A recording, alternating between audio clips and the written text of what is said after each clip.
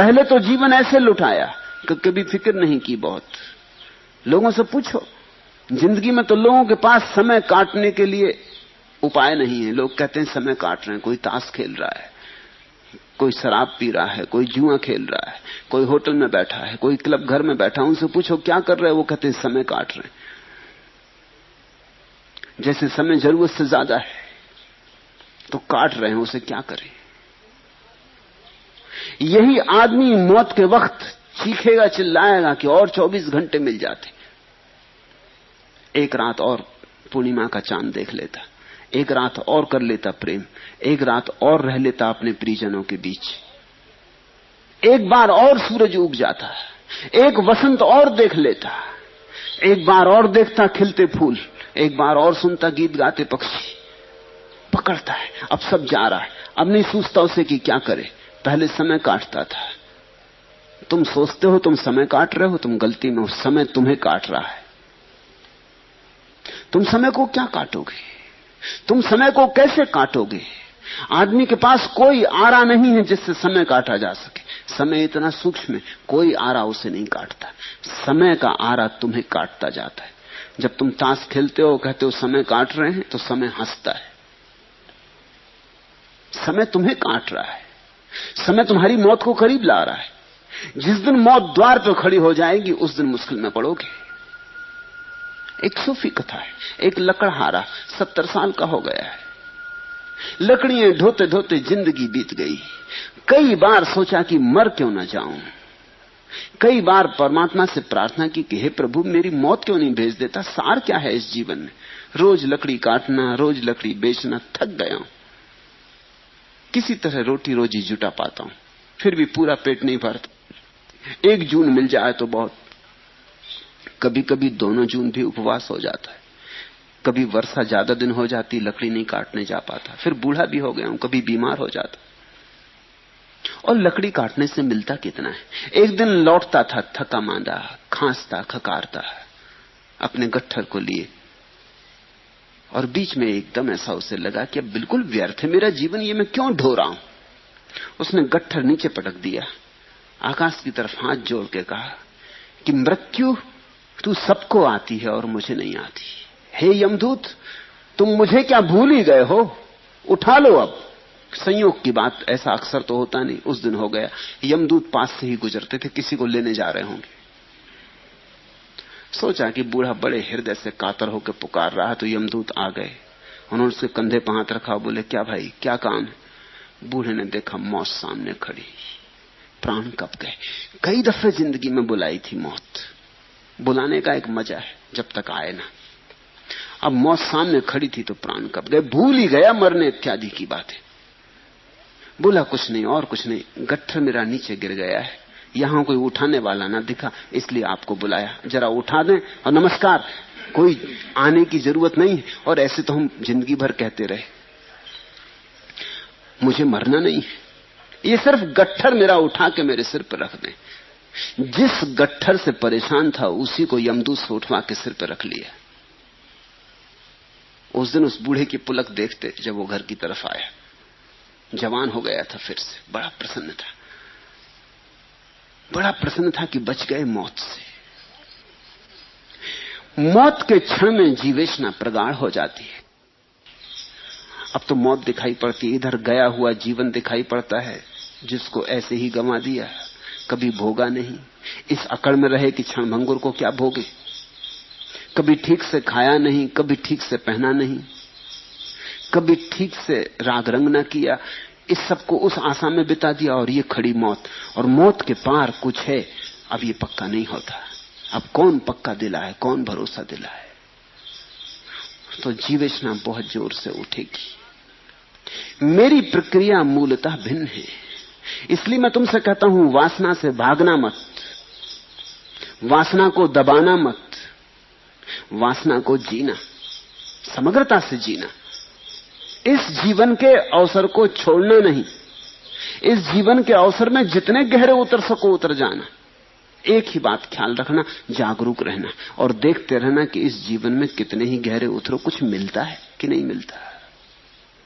मैं तुमसे उपवास करने को नहीं कहता, मैं कहता हूं जितना स्वाद ले सको भोजन का लेना, लेकिन स्वाद ले ले के बार बार जाग के देखना मिला क्या। पानी पे बबूला उठा और मिट गया। जितनी काम वासना में उतरना हो उतर जाना, लेकिन हर बार काम वासना को ध्यान बना लेना, उतरते वक्त देखना कि मिल क्या रहा है। और मैं तुमसे ये नहीं कह रहा हूं कि तुम कहो कि कुछ नहीं मिल रहा है, ख्याल रखना, वो तुमने कहा तो गड़बड़ हो गई, तुमने दमन शुरू कर दिया। मैं तुमसे ये नहीं कह रहा हूं कि तुम दोहराना कि क्या रखा है यहां, कुछ भी नहीं मिल रहा है, मैं ये कह ही नहीं रहा। मैं ये कह रहा हूं तुम गौर से देखना, कुछ मिल रहा है, कौन जाने मिलता हो तो ठीक।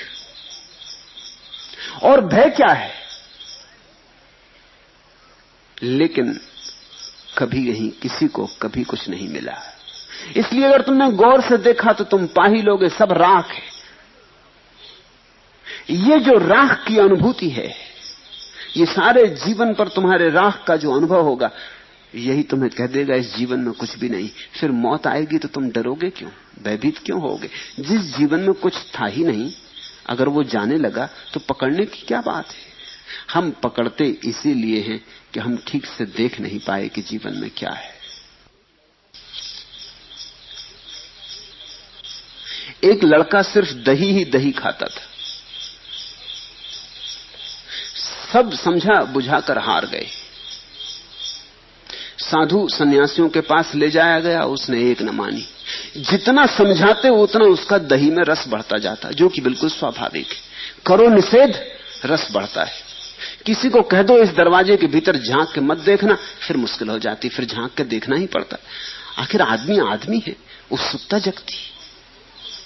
जिस चीज को दिखाना हो लोगों को, उसको छिपाना, मगर इस ढंग से छिपाना कि लोगों को पता चल जाए कि तुम छिपा रहे हो, बस फिर लोग आ जाएंगे। तुमने देखा ना, जिस फिल्म में सब बच्चों को बुलाना उस पर लिख दो केवल वयस्कों के लिए, सब चले।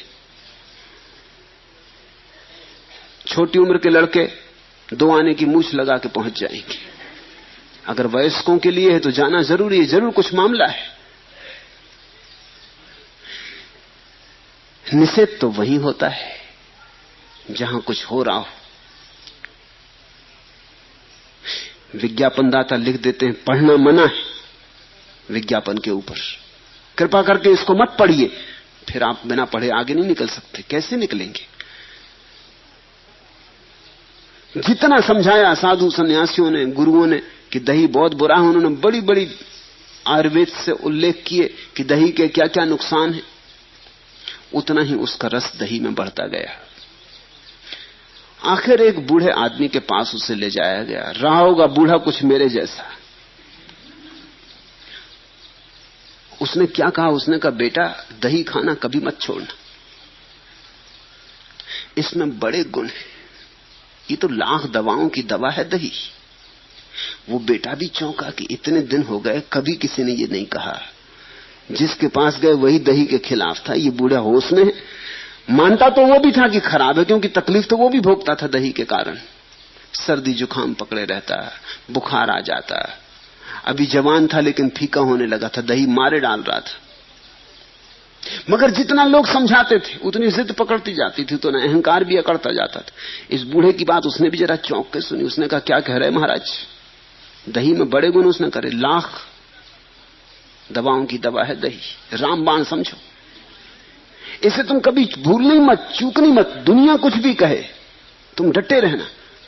उसने कहा तो जरा बताइए क्या गुण है, क्योंकि उसने दुर्गुण तो बहुत सुने थे, उसे एक आदमी नहीं मिला था कभी जिसने कोई गुण बताए हों। उस बूढ़े ने कहा कौन से गुण? गुण ही गुण है। जैसे समझो, पहला, एक की दही खाने वाले की कभी चोरी नहीं होती। वो युवक भी चकित हुआ कि ये भी खूब गुण, दही खाने वाले की चोरी नहीं होती। 2 की दही खाने वाले की कभी पानी में डूबकर मृत्यु नहीं होती।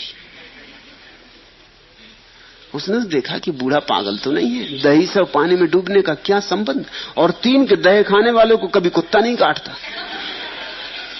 उसने कहा आप होश में तो हैं, क्या बातें कर रहे हैं, किस शास्त्र में लिखा है, आयुर्वेद में कहां लिखा है?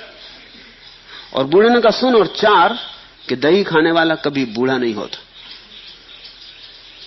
वो युवक तो बोला कि मैंने बहुत ज्ञानी सुने, मगर आप कुछ अलग ही तरह के ज्ञानी, जरा मुझे विस्तार से समझाइए।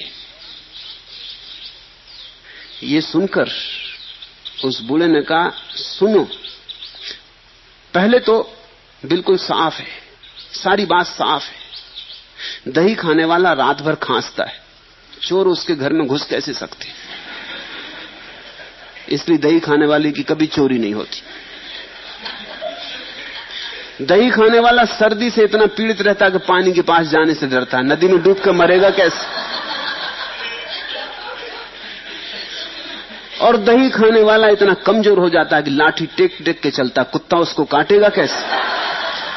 और दही खाने वाला जवानी में मर जाता, बूढ़ा होगा कैसे? तू बेटा खूब दही खा।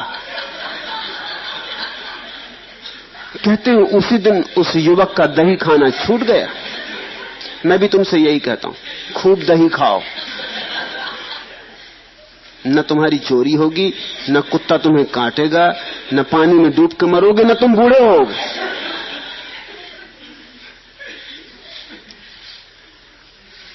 वासना से छूटने का एक ही उपाय है कि वासना की पीड़ाओं को ठीक से जान लो, और वासनाओं की पीड़ाओं को जानने का एक ही मार्ग है कि तुम वासना में बोधपूर्वक उतरो। इसलिए मैं तुमसे कहता हूं, वासना से लड़ो मत, भागो मत, जागो। जिस दिन वासना की व्यर्थता साफ हो जाएगी, उस दिन ये सारा जीवन व्यर्थ हो गया। फिर मौत द्वार पर आएगी तो तुम मौत को धन्यवाद दे सकोगे। शिकायत क्या है? मौत तुम्हें मुक्त कर रही उस सब उपद्रव से जो चल रहा था। मौत तुमसे छीन ही नहीं रही कुछ, क्योंकि तुम्हारे हाथ में कुछ था ही नहीं। तब तुम मौत का आलिंगन करोगे, अभिनंदन करोगे। और जो व्यक्ति मृत्यु का अभिनंदन करने में समर्थ हो गया, मौत उसके लिए मोक्ष का द्वार बन जाती है। और जब तक संसार की खोज पूरी न हो जाए, ईश्वर की खोज कैसे शुरू हो? तुम्हारे महात्मा तुम्हारी संसार की खोज पूरी नहीं होने देते, वो तुम्हें अटका रखते। वो तुम्हें अपने ही जीवन में, अपने जीवन के अनुभव में उतरने नहीं देते। वो तुम्हें कच्चा ही वृक्ष से तोड़ लेते हैं, तुम पक नहीं पाते। ईश्वर की खोज तो तभी हो सकती है जब संसार बिल्कुल व्यर्थ है, आत्यंतिक रूप से व्यर्थ है, ऐसा बोध गहन हो जाए। जब तुम जान लो कि संसार में कुछ भी नहीं, तभी तो तुम किसी और संसार की खोज पर निकलोगे। जब तक तुम्हारा मन यहां अटका है, जब तक तुम्हें लगता है शायद कुछ हो ही, अभी मैंने पूरा खोजा कहां, अभी मैंने पूरा देखा कहां, अभी बहुत कोने कोने अभी अनखोजे रह गए हैं, अभी बहुत सी गलियां अपरिचित रह गई हैं।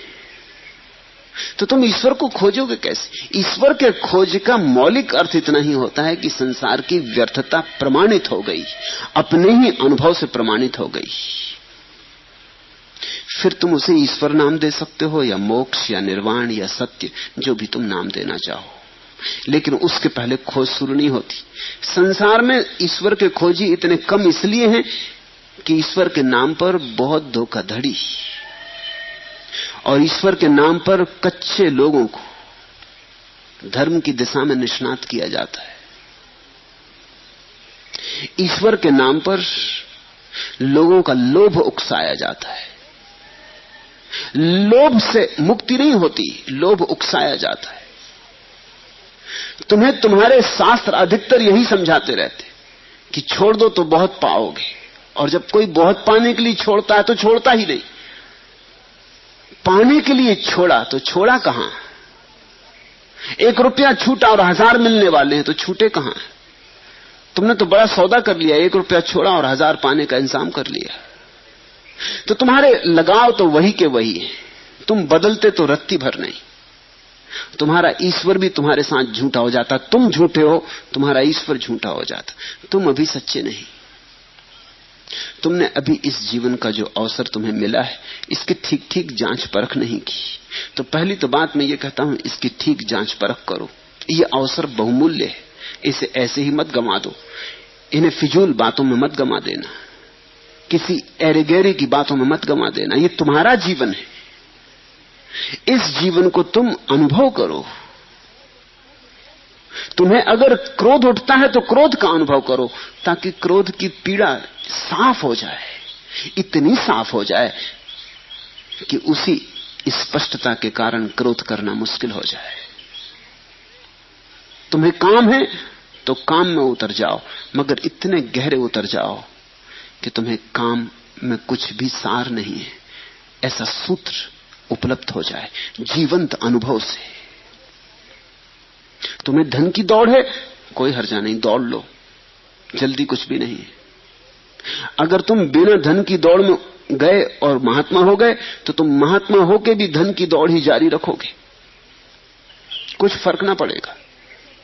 अगर तुम्हें राजनीति में रस है तो लड़ ही लो चुनाव, उतर जाओ उसी उपद्रव में, हो ही लो पागल। अगर तुम बीच में ही लौट आए, गए नहीं, कह रहे उसमें क्या रखा है, बुद्धिमानों की बात मान ली, उधार बात मान ली कि बुद्धिमान कहते हैं राजनीति में क्या रखा है, और तुम गए नहीं, तुम महात्मा हो जाओगे, लेकिन तुम्हारी जिंदगी राजनीतिक की ही जिंदगी होगी। तुम बैठ जाओगे आसन लगा के, लेकिन तुम्हारे भीतर राजनीतिक मौजूद रहेगा। जीवन में रूपांतरण अनुभव से आते हैं, भीतर की बदलाहट से आते हैं, बाहर की बदलाहट से नहीं। धर्म के नाम पर लोगों ने बाहर खूब बदलाहटें कर ली। मैंने सुना है, एक रूसी कथा है, एक कौआ बड़ी तेजी से उड़ता जा रहा था। एक बुलबुल ने उसे देखा और पूछा, चाचा कहां जा रहे हो? पूरब को जा रहा हूं, यहां मेरा रहना दूभर हो गया है, कौए ने कहा। कोयल ने पूछा क्यों? कौए ने कहा, यहां मेरे गान पर सभी को ऐतराज है। मैं गाता नहीं, मैंने शुरू गाना नहीं किया कि लोग ऐतराज करने लगते, कह रहे बंद करो, बकवास बंद करो, कांव बंद करो। यहां गाने की स्वतंत्रता नहीं और सबको मेरे गाने पर ऐतराज है।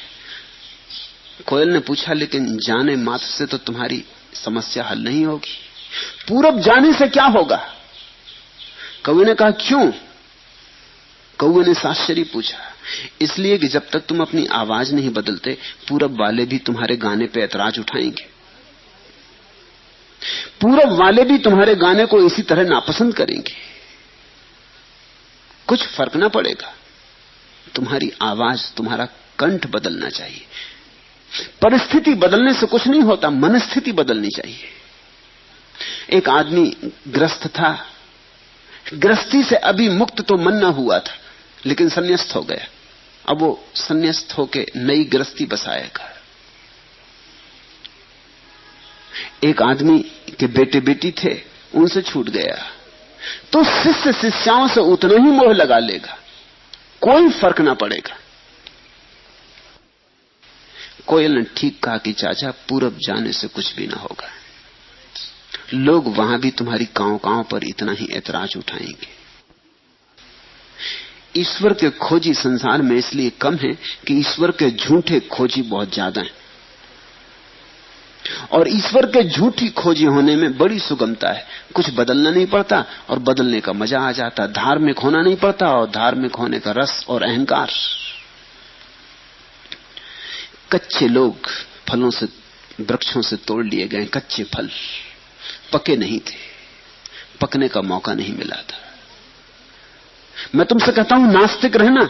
अगर नास्तिकता अभी तुम्हारे लिए स्वाभाविक मालूम पड़ती हो, अभी आस्तिक होने की जरूरत नहीं, फिर अभी घड़ी नहीं आई, जल्दी क्या है? अभी कच्चे हो, पको।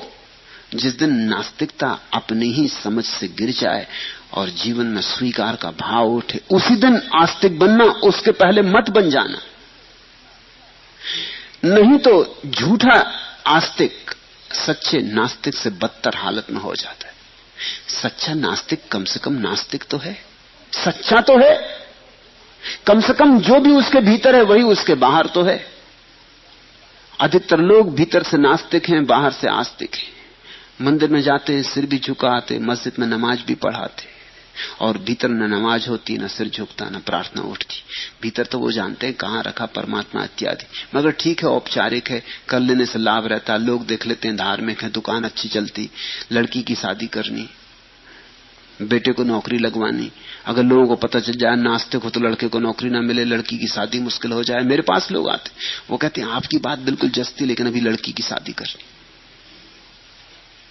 अभी बेटे को नौकरी लगवानी, अभी जरा ठहरे। आपकी बात बिल्कुल जस्ती, मगर जरा पहले हम निपट लें, नहीं तो झंझट होगी, असुविधा होगी खड़ी। आप जो कहते हैं ठीक हमें मालूम पड़ता, और जो हम मानते हैं वो गलत मालूम पड़ने लगा है, लेकिन अभी हम छोड़ेंगे नहीं, अभी औपचारिकता निभा लेंगे। ऐसे लोग औपचारिक रूप से धार्मिक हैं, दिखावे के लिए धार्मिक हैं। ये एक तरह की सामाजिकता है, इसका कोई धर्म से संबंध नहीं।